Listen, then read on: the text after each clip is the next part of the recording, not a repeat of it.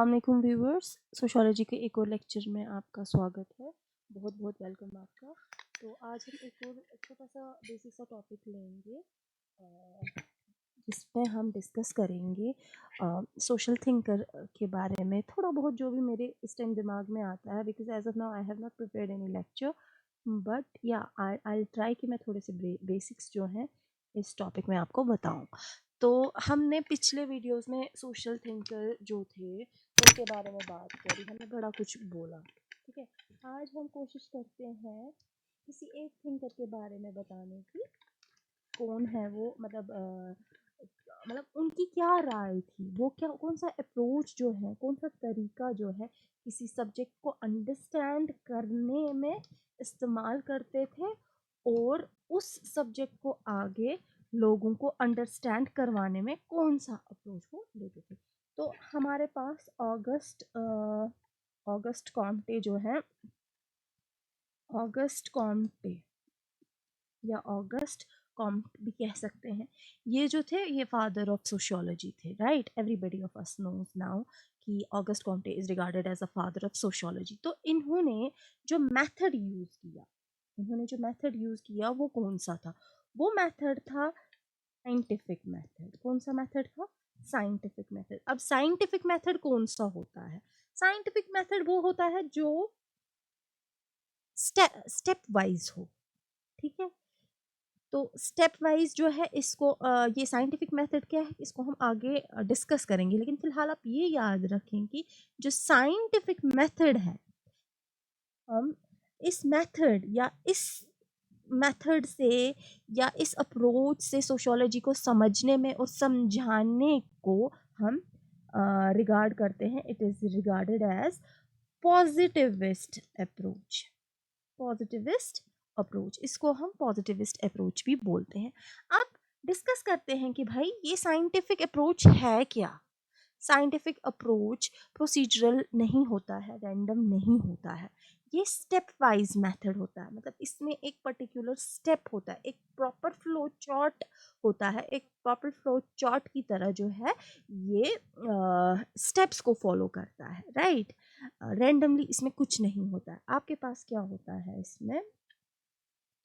आपके पास जैसे आपका रिसर्च है, right. Your research is there. जब भी रिसर्च क्या आप है? कोई रिसर्च करते हो, रिसर्च में आपकी जो क्वेश्चन होती है, जो आपका टॉपिक ऑफ रिसर्च होता है, सॉरी बीच में मैं गलत बोल गई, जो रिसर्च है उसमें जो आपका टॉपिक होता है उसको आप रिसर्च प्रॉब्लम बोलते हो या सिर्फ प्रॉब्लम बोलते हो।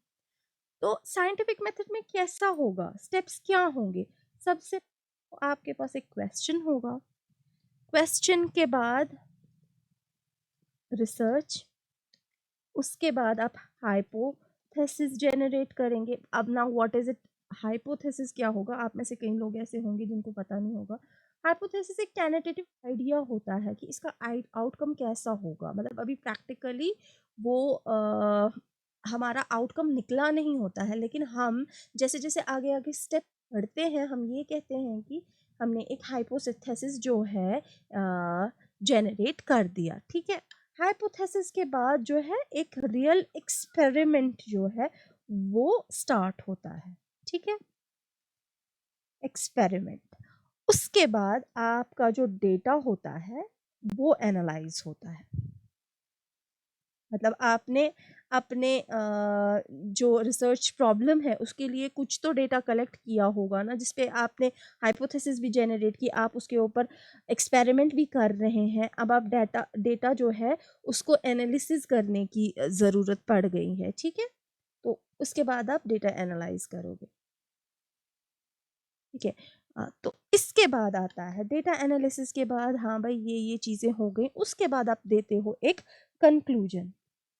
कंक्लूजन की मेरी जो रिसर्च प्रॉब्लम थी ये थी, मैंने इसमें ऐसे रिसर्च किया, ये एक्सपेरिमेंट्स यूज़ किया, ये मेरा डेटा था, इस डेटा को ऐसे एनालाइज किया, एंड देन जो भी आपने सारे स्टेप्स इस मेथड में इस्तेमाल किए उसको at the end of the day आप क्या करना चाहोगे? कम्युनिकेट करना चाहोगे। तो जो लास्ट स्टेप होता है इस साइंटिफिक मेथड का उसको हम बोलते हैं कम्युनिकेशन, है ना। कम्युनिकेशन क्या है? कम्युनिकेशन कुछ नहीं है, कम्युनिकेशन वो चीज़ें हैं जो आपने इसमें सीखी, जो आपने की, जो भी आपका आउटकम था उसको आप लोगों के साथ कम्युनिकेट कर रहे हो। आप बता रहे हो कि हाँ भाई ऐसे होता था पुराने ज़माने में, जो सोसाइटी थी वो ऐसे होती थी। उनमें उनके जो जो भी क्या थे रिचुअल्स होते थे, कस्टम्स होते थे, वो ऐसे-ऐसे होते थे। तो फाइनली आपने डेटा एनालाइज़ किया होगा, आपने एक्सपेरिमेंट किया होगा, कुछ भी whatever steps you have gone through, at the end of the day after generating conclusion you are supposed to communicate it. तो at the end you have to communicate this thing. So मतलब क्या है कि scientific method जो है ये procedural नहीं है, ये कोई थियोरेटिकल नहीं है। इसमें बराबर से आप क्या करते हो, एक स्टेप वाइज चीज़ें जो हैं वो फॉलो करते हो, रैंडमली आप कुछ नहीं करते हो। स्टेप वाइज फॉलो करने के बाद आप एक एक्सपेरिमेंट करते हो, उसके बाद आप कहीं ना कहीं कंक्लूजन पे पहुंचने के बाद ही, एनालाइज करने के बाद ही, कंक्लूजन जनरेट करने के बाद ही आप उस चीज़ को कम्युनिकेट करते हैं, राइट। अब मैं आपको बताऊं, जो हमारे father of sociology August Comte थे, वो साइंटिफिक मेथड ही इस्तेमाल करते थे, और इसलिए उनको जो हमने है रिगार्ड किया है एज पॉजिटिविस्ट। तो पॉजिटिविस्ट आपसे कोई भी पूछेगा, आप बोलेंगे कि जो ऑगस्ट कॉम्टे थे वो पॉजिटिविस्ट अप्रोच करते थे यूज़, और इसी पॉजिटिविस्ट अप्रोच को हम साइंटिफिक मेथड भी कहते हैं या एम्पिरिकल मेथड भी कहते हैं, जिसमें आपका डेटा जो है इन्वॉल्व होता है, जिसपे आप डेटा के ऊपर काम करते हैं, ठीक है। अब साइंटिफिक मेथड की एक डेफिनेशन जो है वो देखते हैं। हाँ भाई, तो साइंटिफिक मेथड क्या है? What is the scientific method? एक साइंटिफिक मेथड जो है ये एक ऐसा मेथड है जिसमें साइंटिस्ट, अब आप बोलोगे भाई सोशियोलॉजी है, साइंटिस्ट कहाँ से आ गए? भाई, there is no need to worry, scientist, social scientists are also there, who positivists are also known as scientists because they have used the scientific methodologies, so that's why they are also termed as social scientists as well, right? तो हमने कहा कि scientific method वो method है जिससे scientists क्या करना चाहते हैं, कंस्ट्रक्ट करना चाहते हैं एक रिलायबल वर्जन, मतलब एक भरोसेमंद वर्जन किसी भी नेचुरल फिनोमेना का, मतलब जिस पे हम आप बाद में भरोसा कर सकें विद प्रूफ। तो साइंटिफिक मेथड्स वो मेथड्स होते हैं जिनमें हमारे पास प्रूफ होता है, प्रूव करने के लिए कोई चीज़ होती है। जो एक्सपेरिमेंट्स हम करते हैं वो जनरेट करने चाहिए एक रिलायबल एक्यूरेट आंसर, राइट। तो लोगों को जो है वो इजीली समझ में आए। तो अगर आपसे कोई पूछेगा कि भाई साइंटिफिक मेथड क्या है, तो आप कहेंगे कि it's a method by which scientists try to verify और construct accurate and reliable version of any natural phenomena, किसी भी नेचुरल फेनोमेना को, ठीक है।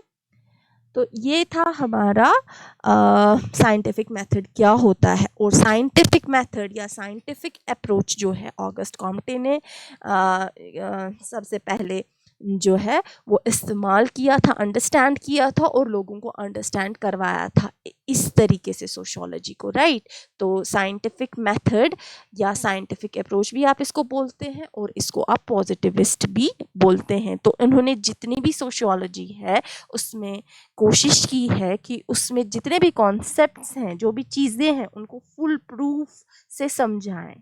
तो फुल प्रूफ से समझाने का मतलब यही है भाई कि he is having proof, he is giving you the proof of everything. Society आज की नहीं है, सोसाइटी पहले की भी थी, so he might have collected और he has collected evidences for it, right. तो on the basis of that we call it a scientific approach और scientific method. I hope आपको थोड़ा तो समझ आया होगा, बीच बीच में गड़बड़ भी हो गई कहीं कहीं पे, so for that I am sorry. तो हाँ, आप धीरे धीरे हम दोनों इम्प्रूव करेंगे।